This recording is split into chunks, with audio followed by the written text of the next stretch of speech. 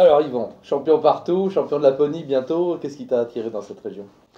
Alors, ce qui m'a attiré, c'est de pouvoir rouler sur de la glace sans limitation. Parce que c'est vrai que sur les courses sur glace, en termes de kilométrage, c'était assez faible.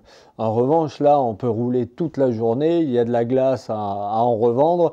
Et puis en plus, sur un circuit où on atteint des hautes vitesses, un tracé exceptionnel, puisque c'est le tracé du Castellet. Et puis on roule en avoir plein les bras en fin de journée. En France, tu es connu comme le roi de la glace à cause de tes 10 titres naturellement à Landros. À l'étranger, c'est plus sur d'autres surfaces. Qu'est-ce qui t'attire particulièrement dans le pilotage sur la glace? Bah, c'est l'adhérence qui est précaire et c'est d'arriver à maintenir la voiture sur la piste dans ces conditions-là.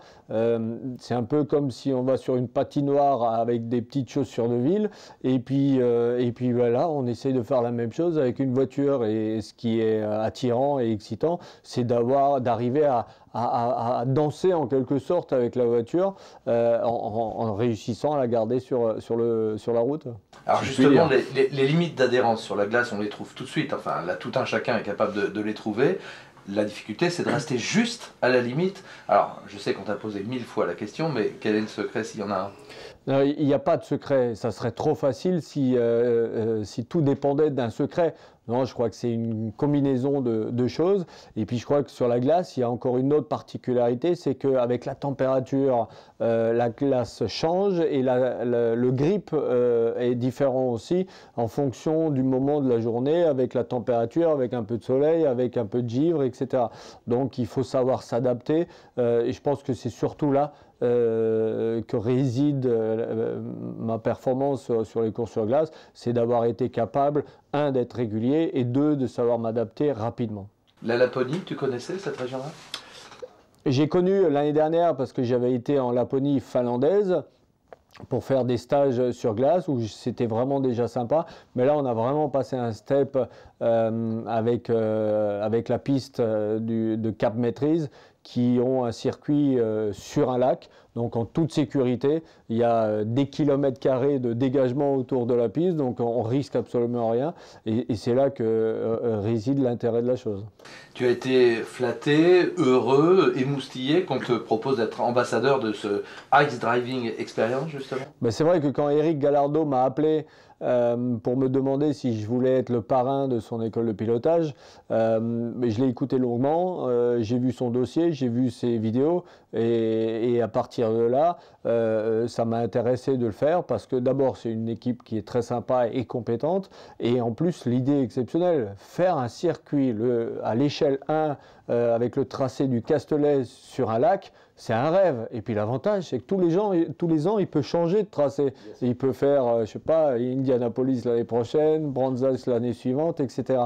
Et puis voilà, encore une fois, on peut rouler toute la journée. Alors les journées sont relativement courtes. Hein, en Laponie, en hiver, il y a 2 ou 3 heures de lumière par jour, mais c'est pas grave. Il a une rampe de phare sur le toit de chaque voiture qui nous permettent de rouler la nuit, qui apporte encore un peu plus d'excitation à la chose.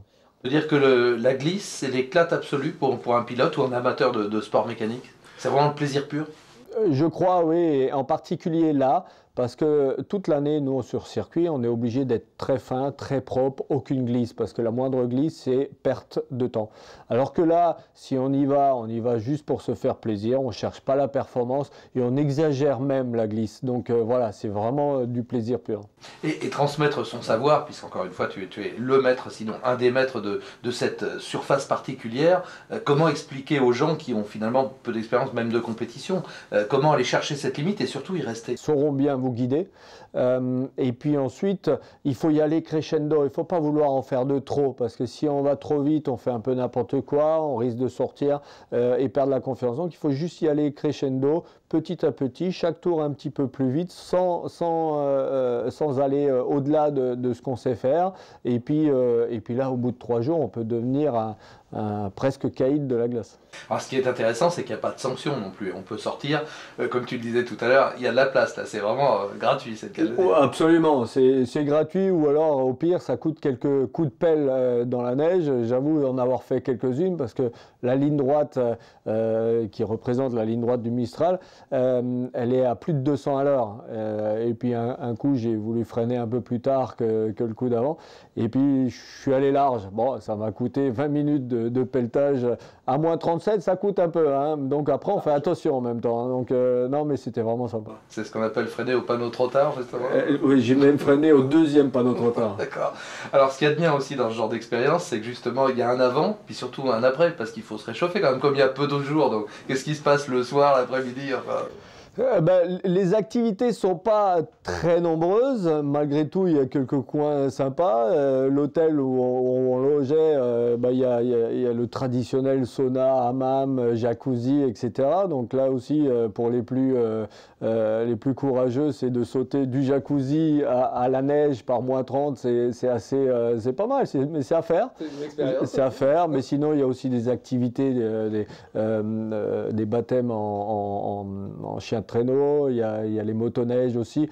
Mais honnêtement, je pense que vous faites 300 km sur la glace dans la journée. Le soir, vous avez juste envie de passer un moment au bar tranquillement, à boire un verre et faire un bon dîner et aller se coucher. Puis il y a un choix de véhicules assez varié aussi, hein. C'est ça qui est intéressant, c'est-à-dire de voir les réactions des différents véhicules en fonction justement de leur transmission.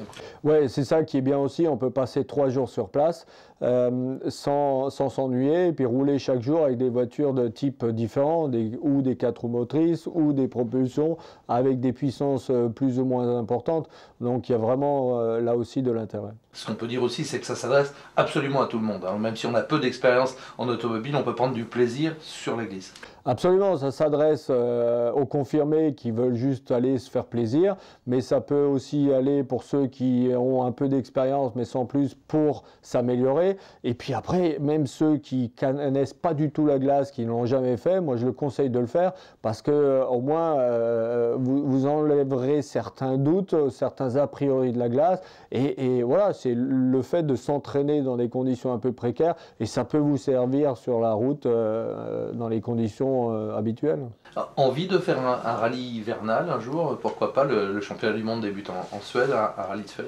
On m'a souvent proposé de faire effectivement le rallye de Suède. Malheureusement, le temps m'en a manqué, mais c'est vrai que ça serait vraiment un rêve de pouvoir faire un rallye comme la Suède, surtout avec les pneus qu'ils ont. Ils ont beaucoup de clous, ils ont un grip de folie, et puis dans un cadre magnifique. Arrivant en actualité, c'est le WTCC, bien sûr, donc changement d'écurie, après Seat, donc Chevrolet. Cette voiture, tu l'avais vue beaucoup de dehors. Est-ce qu'elle correspond à ce à quoi tu t'attendais en étant à l'intérieur au volant? C'est sûr que c'est une voiture qui est bien née, elle a gagné des courses, donc j'ai pas eu de surprise à ce niveau-là. Maintenant, c'est sûr que techniquement, elle est différente de ce que j'ai connu dans le passé. Et maintenant, il faut qu'on travaille pour améliorer, optimiser tous les petits points qui vont faire la différence. Donc aujourd'hui, on s'attache à faire ça, on travaille tous les 3 pilotes de concert avec les ingénieurs. Voilà, encore une fois, pour optimiser tous les petits détails qui vont nous faire gagner centième après centième et qui nous apporteront des victoires. Changement d'équipe, changement d'ambiance, changement de nationalité, comment tu caractérises la nouvelle? Ah, mais c'est très différent. C'est sûr que avant j'allais à Barcelone, une équipe beaucoup plus latine, et là on est du côté de Londres, une culture beaucoup plus anglo-saxonne qui est quand même très différente. Mais bon, maintenant avec les années, j'ai l'habitude de connaître en tout cas les différentes façons de travailler. Je m'y sens très bien. En même temps, je ne suis pas non plus dans l'inconnu puisque j'avais travaillé pendant 6 ans auparavant en Angleterre. Donc, ce n'est pas une nouveauté pour moi. Tes pilotes, tes coéquipiers plus exactement, c'était les adversaires. Ils sont encore plus redoutables maintenant qu'ils ont le même matériel que le tien? Non, moi je ne le vois pas comme ça. Vous savez, il y a beaucoup de pilotes, quand ils arrivent dans une équipe, ils considèrent leur équipier comme leur premier concurrent. Moi non, pour moi c'est le premier allié. Et là, en l'occurrence, je vais considérer Robeuf et Alain Menu comme deux alliés. Et il faut absolument qu'on travaille tous les trois ensemble. Et je pense que le succès d'une équipe passe par là. Moi, quand je signe dans une équipe, je tiens à une chose, c'est d'avoir un équipier qui soit le plus fort possible. Parce que s'il est fort, ben, il m'obligera à devenir encore plus fort. Et tout ça crée une émulation qui fait qu'on va aller de plus en plus vite. Un mot sur l'évolution du championnat WTCC. Est-ce que le règlement est bien établi? L'équivalence qu'on recherche tout le temps entre les voitures, est-ce que c'est pas obsédant avec l'histoire de poids et tout? Finalement, c'est bien pour un pilote? C'est vrai que c'est pas facile à gérer. Moi, j'essaye de rester en dehors de ces discussions-là, mais c'est pas facile à gérer parce qu'il y a des voitures de technologies différentes. Il y a des essences, il y a des diesels, il y a des tractions avant, il y a des propulsions, et tout ça, ben, c'est pas facile. Bon, voilà. Alors, je pense qu'on en parle beaucoup, certainement un petit peu trop, mais maintenant, voilà, chacun essaye de tirer la couverture à soi, et c'est bien normal. Ça fait partie de la course. Maintenant, dans chaque discipline, il y a un peu ce genre de cas.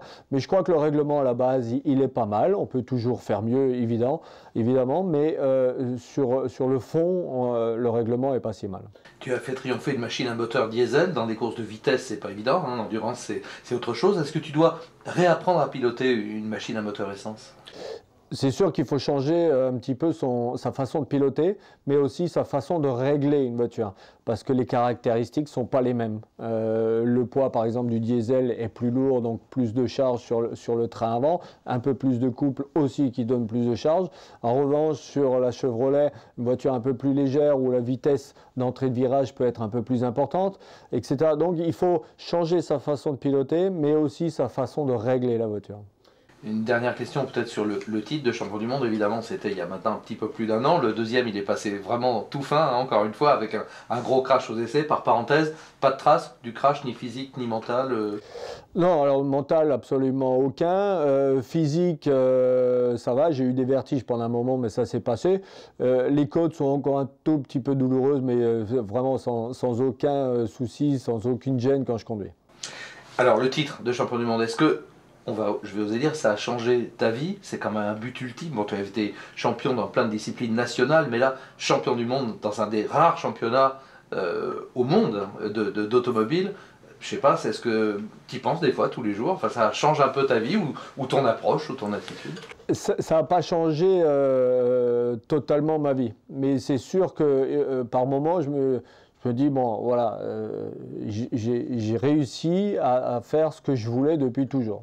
Donc ça aide à relativiser un peu plus de choses, d'être un peu plus calme et de se dire, souvent on dit le plus difficile c'est de gagner la première course.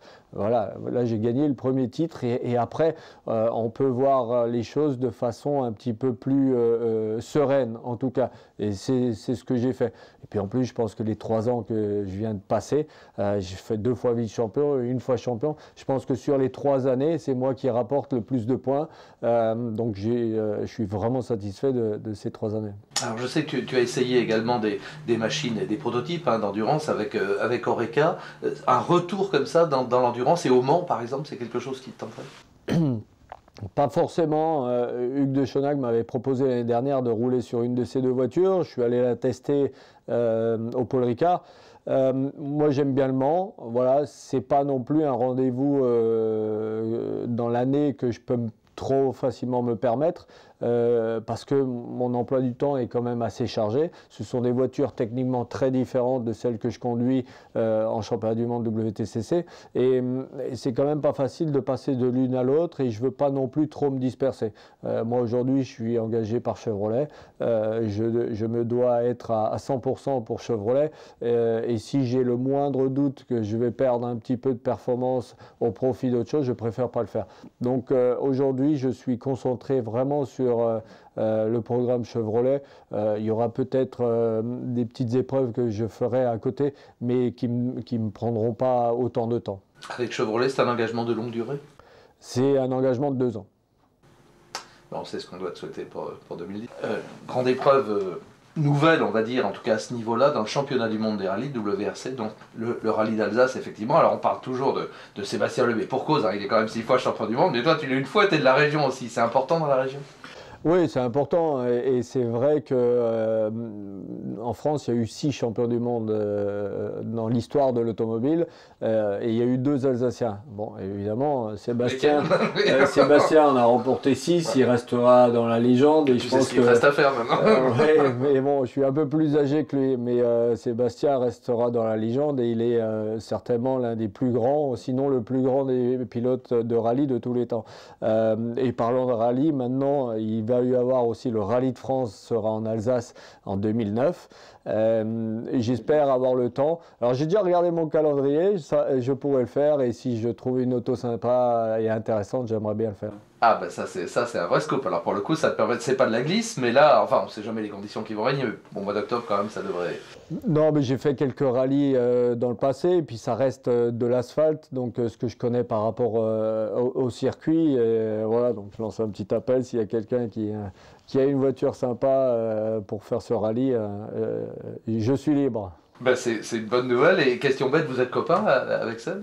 Oui, oui, absolument. Vous voyez souvent, enfin quand c'est possible. Oui, oui, quand c'est possible. On ne se voit pas très souvent, malgré qu'on n'habite pas loin l'un de l'autre, mais entre son emploi du temps et le mien, c'est assez chargé.